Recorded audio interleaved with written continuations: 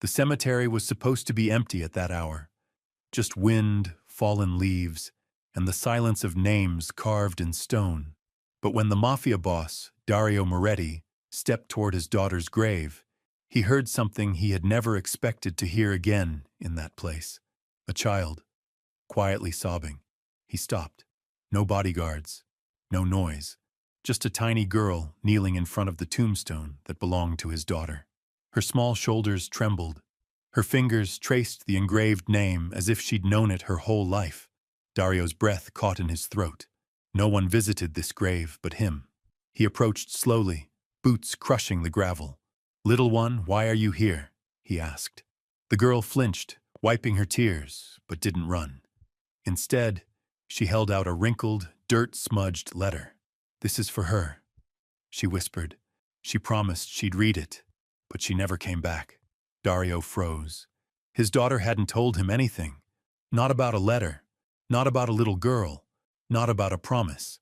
His heart began to pound as the girl lifted her eyes, the same shade his daughter once had, and said 6 words that shattered the world of a man no one believed could break. "She was my real mom, too." Dario staggered back. The cemetery spun. The truth he had buried with his daughter was clawing its way to the surface, and nothing in his empire, nothing in his past, could have prepared him for what came next. Stay with me until the end, because what this little girl reveals will shatter everything the Mafia boss thought he knew about his own family. Before we begin, don't forget to like this video, hit subscribe, and comment where you're watching from. Now, let's get started. The rain had been falling for 3 days straight when Dario Moretti finally decided to visit Isabella's grave. 3 months had passed since the funeral. 3 months since he'd buried his only daughter, his only reason for living. The Don of the most powerful crime family in the city hadn't cried at the funeral. He'd stood stone-faced while hundreds of mourners filed past the casket. Business associates, politicians, judges, everyone who owed him favors, everyone who feared him. But none of them knew Isabella the way he did. None of them knew she collected stray cats in the garden behind their mansion. None of them knew she painted watercolor flowers every Sunday morning. None of them knew she dreamed of becoming a teacher. Now, walking through the wrought iron gates of St. Mary's Cemetery, Dario felt the weight of every decision he'd ever made, the weight of every enemy he'd eliminated, the weight of every deal sealed in blood. His Italian leather shoes sank into the muddy path as he made his way toward the mausoleum where Isabella rested, the Moretti family tomb. Marble angels with their wings spread wide, as if protecting the dead from the sins of the living. That's when he heard it, the soft sound of crying. Dario's hand instinctively moved to the gun beneath his coat. His world, unexpected sounds meant danger, but as he rounded the corner of the mausoleum, he saw something that made him freeze completely. A little girl, no more than 7 years old. She wore a tattered pink dress that had seen better days and shoes with holes that let the rain seep through. Her dark hair hung in wet tangles around her face. She was kneeling in front of Isabella's grave, her small hands pressed against the cold marble. Dario watched from the shadows, his heart hammering against his ribs. Who was this child? How had she gotten past the cemetery's security? Why was she here? The girl spoke to the headstone as if Isabella could hear her. "I'm sorry I'm late," she whispered.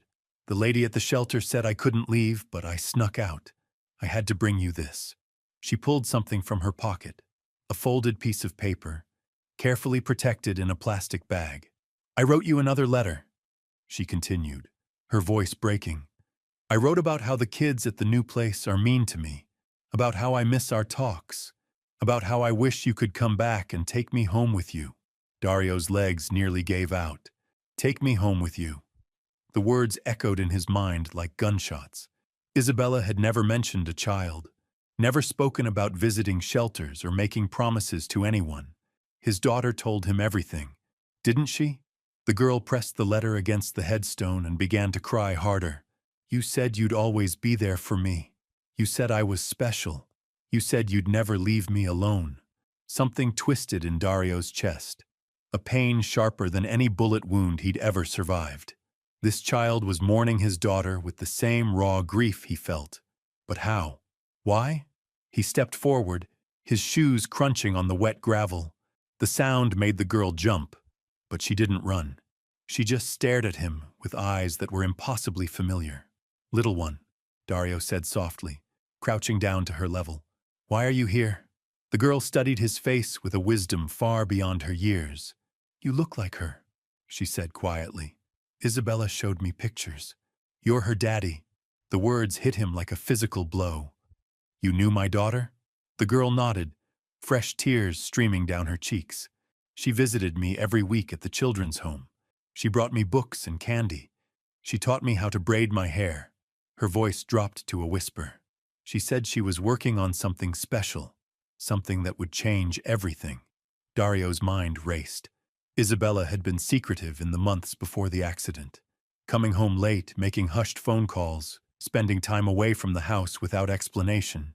He'd assumed she was dating someone, some boy from her university. But this was something else entirely.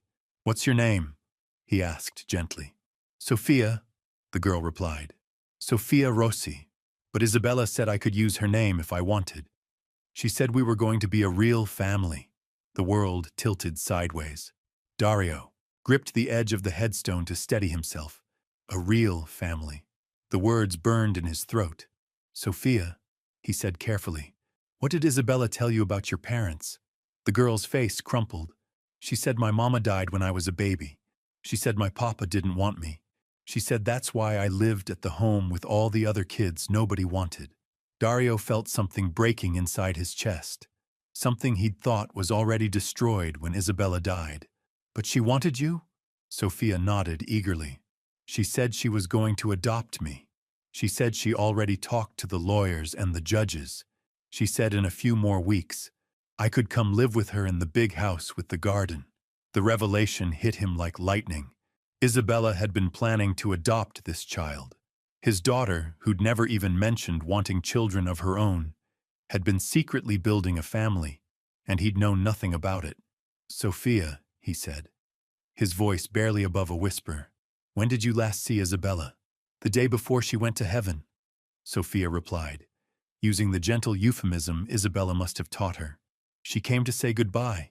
She said she had to go on a trip, but when she came back, everything would be different. Everything would be better." Dario's hands clenched into fists. The day before the accident, Isabella had been on her way to finalize the adoption papers when the drunk driver ran the red light. She'd been coming back to tell him about Sophia, coming back to introduce him to his granddaughter, but she never made it home.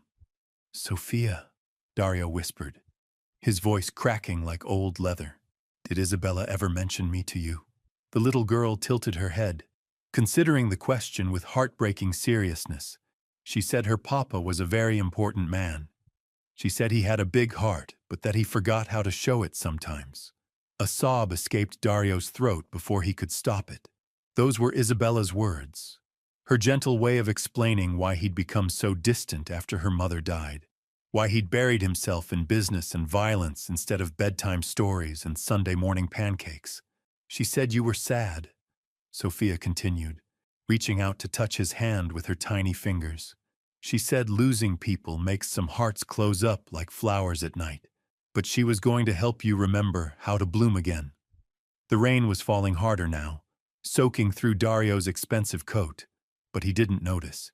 He was staring at this child who spoke about his daughter like she'd been studying him for years, like Isabella had been preparing her to understand him.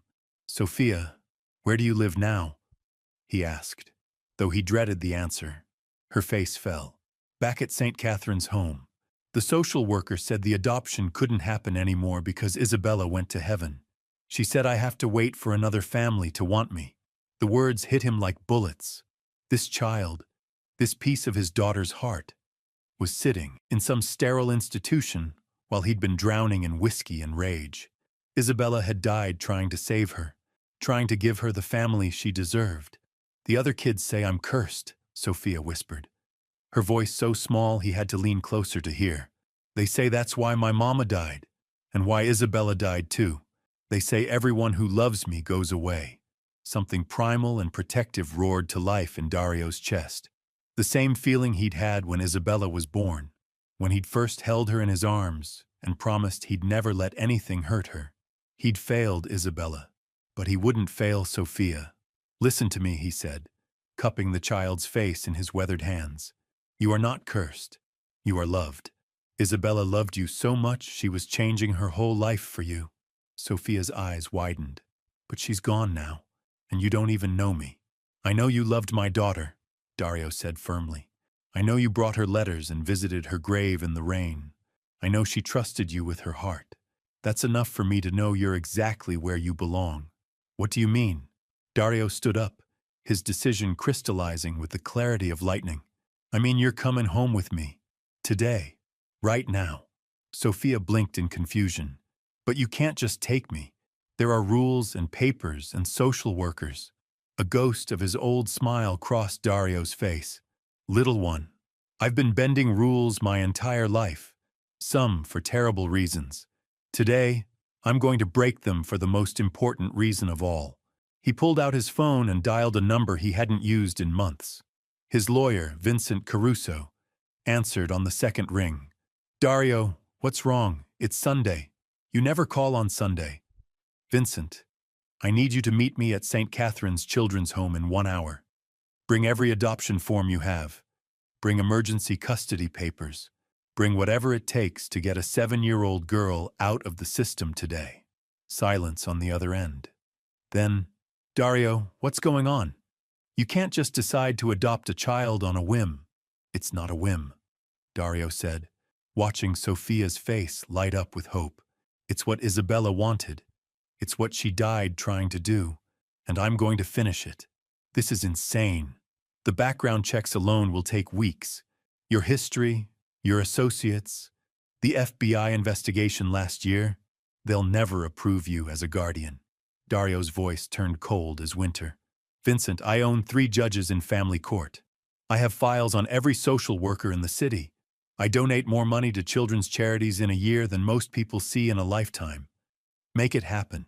Dario, please think about this. A child changes everything. Your lifestyle, your business, your security concerns. My daughter changed everything the day she was born. Dario interrupted. This child was going to be her daughter. That makes her my granddaughter. Family is family, Vincent. You know this. He hung up and knelt back down to Sophia's level. Pack whatever you have at the home, little one. You're coming to stay with me. Sophia's eyes filled with tears, but this time they weren't tears of sadness. Really? You really want me? Isabella wanted you, Dario said simply. That means I want you too. We're going to take care of each other now. Sophia threw her arms around his neck, and Dario felt something he hadn't felt in months. Purpose. Hope. A reason to be better than the man he'd become. But as they stood to leave the cemetery, Dario's phone buzzed with a text from an unknown number. Saw you at the cemetery today, Moretti. Interesting company you're keeping. That little girl could be very valuable to the right people, or very dangerous to the wrong ones. We should talk.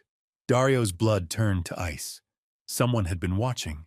Someone knew about Sophia, and in his world, that meant she was already in danger. He looked down at the child who was holding his hand with complete trust, her face radiant with joy for the first time since Isabella's death. She had no idea that by accepting his protection, she'd just stepped into the crosshairs of every enemy he'd ever made. But Dario Moretti hadn't survived 30 years at the top of the food chain by backing down from threats. He'd survived by being more ruthless than anyone who dared to challenge him. And now he had something worth being ruthless for again. Ruthless for again. The drive to St. Catherine's Children's Home felt like the longest 30 minutes of Dario's life.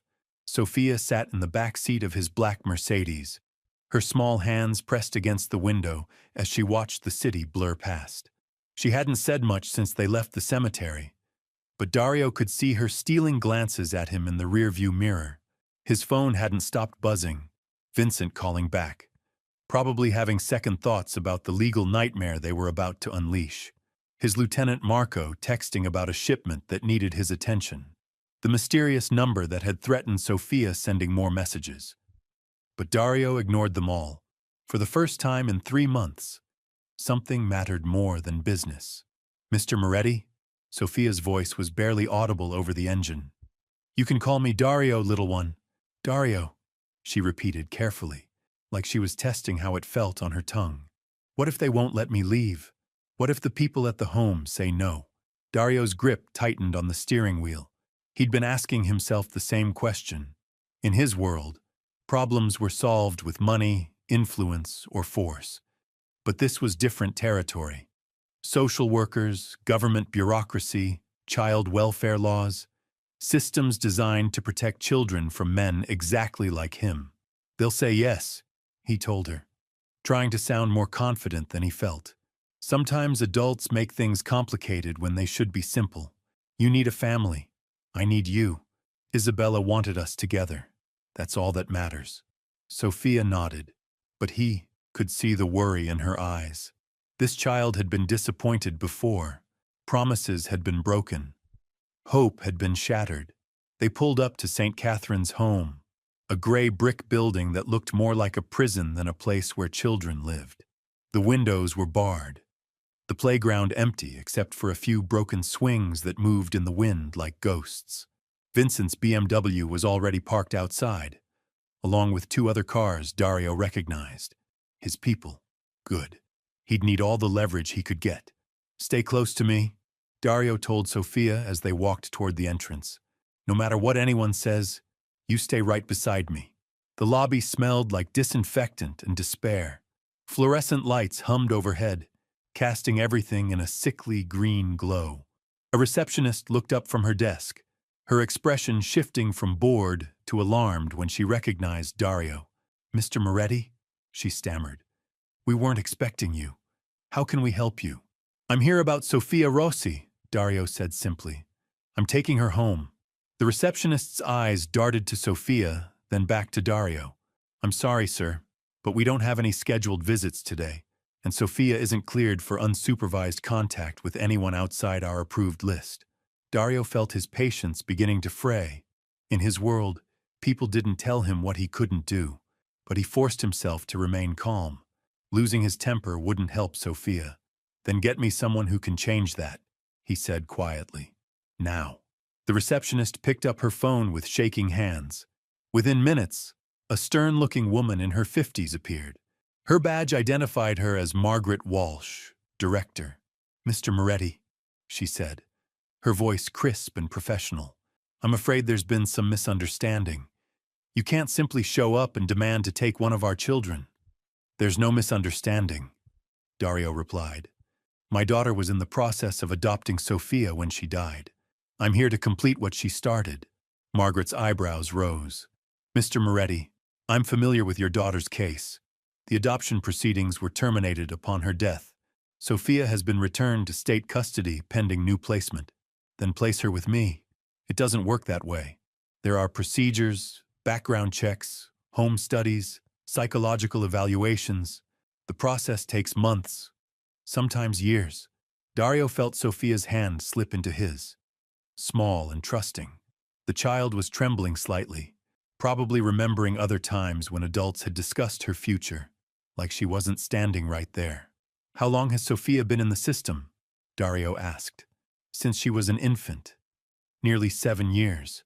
7 years of procedures and evaluations and no family to show for it, Dario said, his voice hardening. How many potential parents has she met? How many times has she been disappointed? Margaret's expression softened slightly, but her resolve remained firm. Mr. Moretti, I understand you're grieving. Losing a child is the most difficult thing any parent can face, but you can't fill that void by taking someone else's child. She's not someone else's child, Dario snapped, his control finally slipping. She was going to be Isabella's daughter. That makes her my granddaughter. Blood doesn't make family, love does. And Isabella loved this little girl enough to die trying to save her. The words hung in the air like smoke from a gunshot. Margaret studied Dario's face, searching for something she could trust. Even if I wanted to help you, she said finally, I don't have the authority. Emergency custody requires court approval, multiple signatures, proof of immediate danger to the child. Immediate danger. Dario's phone buzzed again with another threatening message. His jaw clenched as he read it. The little girl looked scared, Moretti. Children get hurt so easily when they're caught between powerful men, especially pretty little girls with no one to protect them. White-hot rage flooded through Dario's veins. Someone was watching them right now. Someone was threatening Sophia while she stood in what should have been a safe place. He looked down at the child beside him, her dark eyes wide with confusion and fear. She'd already lost everyone she'd ever loved. She'd already been abandoned, forgotten, shuffled through a system that saw her as a case number instead of a human being. "Mrs. Walsh," Dario said, his voice deadly calm. "You said emergency custody requires proof of immediate danger." "Yes, but—" Dario held up his phone, showing her the threatening messages.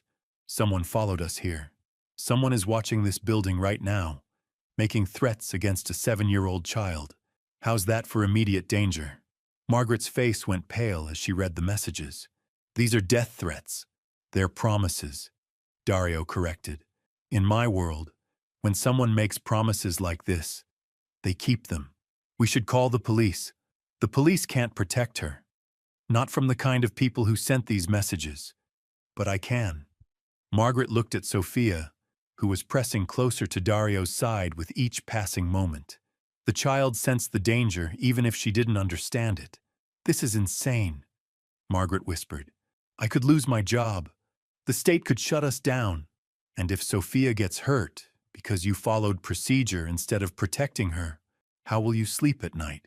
Dario asked quietly. Vincent appeared at Dario's elbow, briefcase in hand, and sweat beading on his forehead.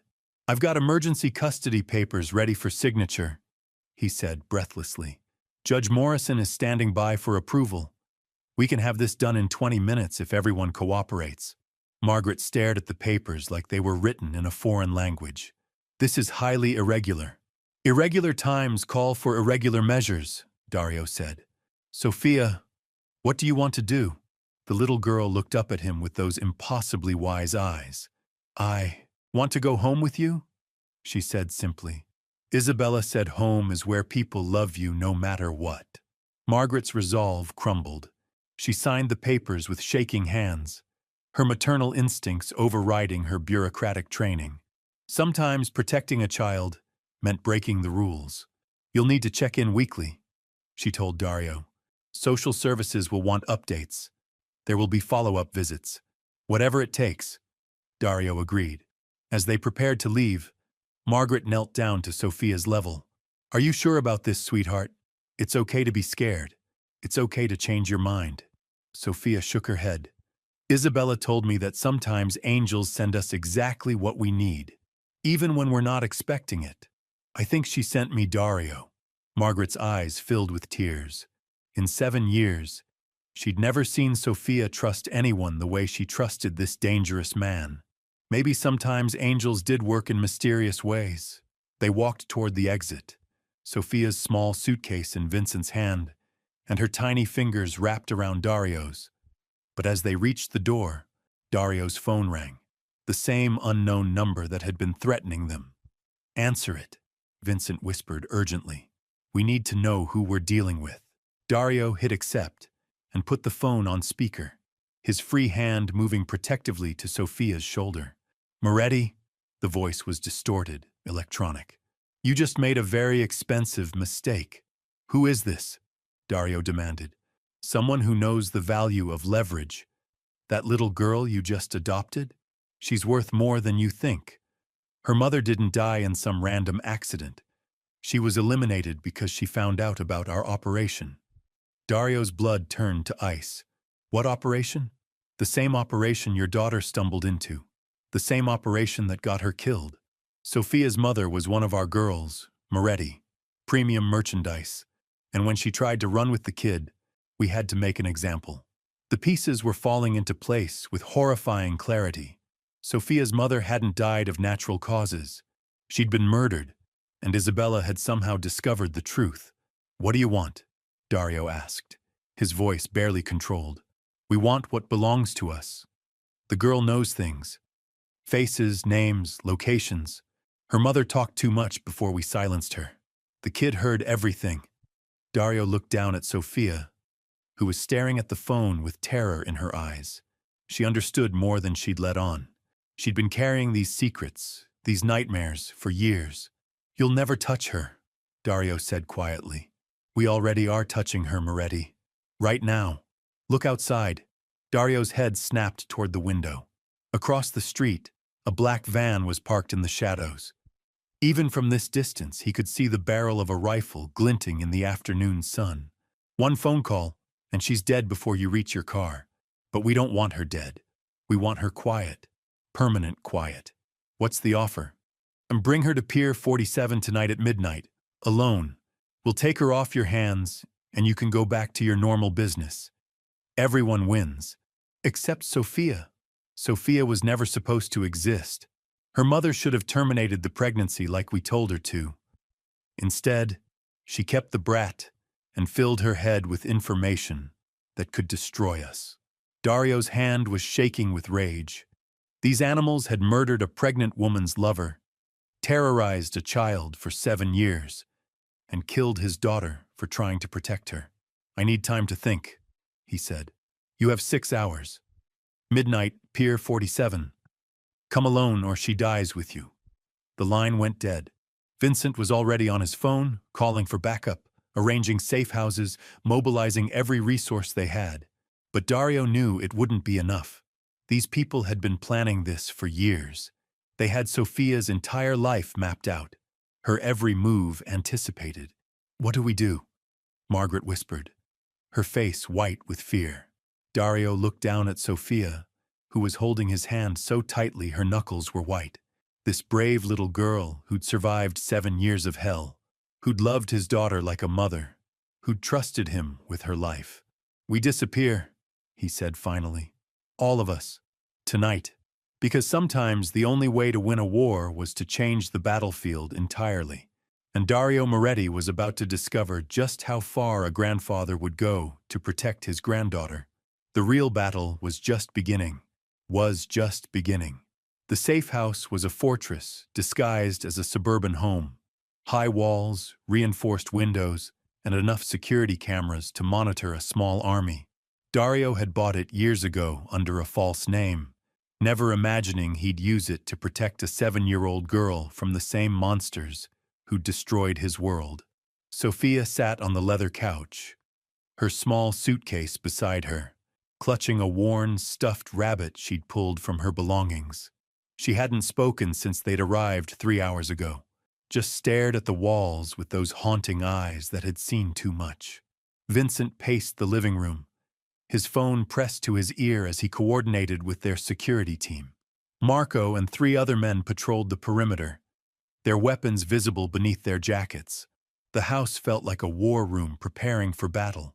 But Dario knew they were fighting ghosts, an enemy without a name, without a face, without rules. Sophia, he said gently, sitting across from her, I need you to tell me about your mother. The child's grip tightened on her stuffed rabbit. Mama said never to talk about the bad men. The bad men can't hurt you anymore. I promise. Sophia's eyes filled with tears. That's what Mama said too, right before they took her away. Dario felt his chest constrict. This child had watched her mother die, had been carrying that trauma for 7 years, while the system shuffled her from home to home, never knowing she was running from killers. What do you remember about that night? Sophia closed her eyes, her small body trembling. Mama was packing our clothes. She said we were going on a trip, but I could tell she was scared. There were men outside our apartment. Big men with angry voices. How many men? 3, maybe 4. Mama hid me in the closet and told me not to come out no matter what I heard. Sophia's voice dropped to a whisper, but I could see through the crack in the door. Dario's hands clenched into fists. What did you see? They heard her. They asked her questions about names and places and money. Mama kept saying she didn't know anything, but they didn't believe her. Sophia wiped her nose with her sleeve. Then one of them said she was a liability. I didn't know what that word meant then. Do you remember their faces? Sophia nodded slowly. The scary man had a scar on his neck, like a snake, and he wore a ring with a red stone. Vincent stopped pacing, his attention locked on Sophia's words. He pulled out his phone and started scrolling through photos. "Sophia," Vincent said carefully, "I'm going to show you some pictures. If you see anyone you recognize, just point. You don't have to say anything." He held up his phone, displaying a police database of known criminals. Sophia studied each face with the intensity of someone who'd learned to memorize danger. Then she stopped, her finger trembling as she pointed at the screen. "That's him. The one with the snake scar." Vincent's face went pale. "Jesus Christ. That's Nikolai Kozlov." Dario felt ice water flood his veins. Kozlov was a ghost story in their world. A Russian operative who specialized in human trafficking and elimination. If he was involved, this wasn't just about Sophia, this was about something much bigger. "Vincent, get me everything we have on Kozlov. Financial records, known associates, safe houses, everything." "Dario, if Kozlov is behind this, we're not just talking about child trafficking. We're talking about an international operation with government protection." "I don't care if he's protected by the Pope himself," Dario snarled. "He killed Sophia's mother. He killed my daughter. And now he wants to silence a 7-year-old girl." Sophia looked up at him with those wise, haunted eyes. "Isabella found out about the bad men, didn't she?" Dario nodded, his throat tight with emotion. "She was trying to protect you, just like your mother did. And now they want to hurt me because I know their secrets." "What secrets, little one?" Sophia took a shaky breath and pulled out a small notebook from her jacket pocket. The pages were filled with a child's careful handwriting, but the words made Dario's blood run cold. "Mama wrote down everything before they came for her," Sophia whispered. "Names, dates, places where they kept the other girls. She made me memorize it all in case something happened to her." She opened the notebook, revealing page after page of damning evidence. Bank account numbers, shipping schedules, photographs of men in expensive suits, shaking hands with known criminals. Isabella had died trying to expose this network, and now Sophia held the key to bringing it all down. "Isabella was going to give this to the police," Sophia continued, "but she said we had to be careful, because some of the bad men wear police uniforms too." Dario stared at the notebook in Sophia's small hands. His daughter hadn't just been adopting a child. She'd been building a case that could topple an empire built on human suffering. And she died protecting the one witness who could make it all stick. Vincent leaned over Dario's shoulder, his eyes widening as he scanned the pages. "This is enough to bring down half the eastern seaboard. Politicians, judges, police commissioners, everyone's in here. Which is why they'll never stop hunting her," Dario said grimly. "As long as Sophia's alive, their entire operation is at risk." But as he looked at this brave little girl who'd survived 7 years of hell and still found the courage to trust him, Dario felt something he hadn't experienced since Isabella's death. Not just rage or grief, but purpose. Clara, burning purpose. He knelt down in front of Sophia and took her small hands in his weathered ones. "Sophia, I'm going to make you a promise. The same promise Isabella made. I'm going to keep you safe, and I'm going to make sure the bad men never hurt anyone else again."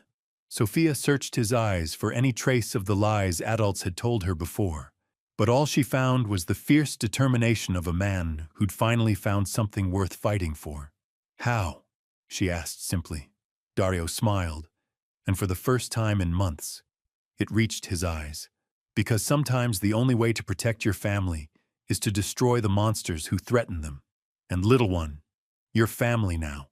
The war for Sophia's life was just beginning, but Dario Moretti had spent 30 years learning how to win wars. And now he had the most powerful weapon of all, a grandfather's love for the child his daughter died trying to save. The cemetery where this story began had been filled with the silence of the dead. But sometimes the dead leave behind something more powerful than silence. They leave behind truth, love, and the unbreakable bond between those who choose to call each other family. And that's exactly what happened when a mafia boss found a little girl crying at his daughter's grave and discovered that sometimes the most broken hearts are the ones capable of the greatest love.